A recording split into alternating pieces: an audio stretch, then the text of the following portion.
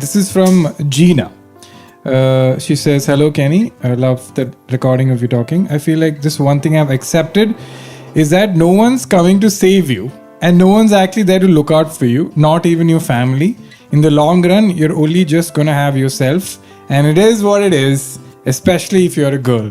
No, I've also gone through this, and firstly, I agree with her sentiment completely. And of course, the disclaimer is that, especially the woman part, I don't know. There's an added layer that would As a dude, but the core sentiment that it's basically you, I agree with her.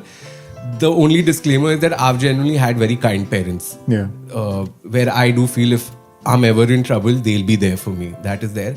The second thing that's really helped me in, of course, especially when you're young, I think we also have a lot of misplaced expectations. I think we're not aware of how the world works. The honest truth is there are only going to be 2-3 people who actually care about you. And I think over time I've realized that, it's not the group that you go out on a Saturday night or a Friday that makes sense. You have to identify the 2-3 people who actually have a bond with you. And however that percolates, okay? So you have to identify that.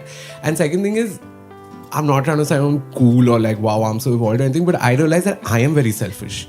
There have been times when friends have reached out to me or families reached out to me, and it just doesn't matter to me as much as I know it matters to them. They are going through something, and I know it's a very big deal, but I know that it's only for a few friends that I would actually put in the effort to make them feel better, where for the others, it's not that. So that's made me realize that I also can't have such expectations from everyone, because just how I feel selfish about things, maybe when I reach out to X, they also like, bhai, I don't care this much about it. And Prashasti and I have had this discussion, a few times about death, when because now we're at that age where people are dying around us. I've had, people like my friends and everyone dying, and, we've all gone through it.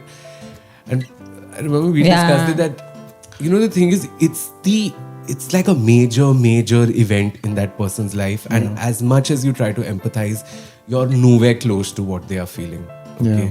So that's a great example. You have to go through it. Yeah, you have to go through it, because I hadn't experienced any personal death for a long time, but when I experienced it, and compared to how I used to respond to people, there is such a wide gap.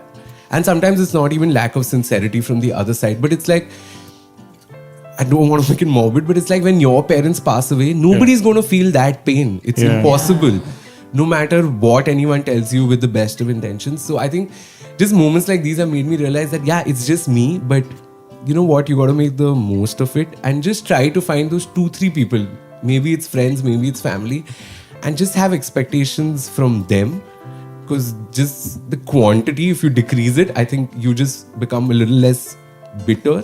Maybe bitter is a harsh word, but you just become a little more accepting. And the second thing is, also know that those 2-3 people also, they can have shit going on in their life. Yeah.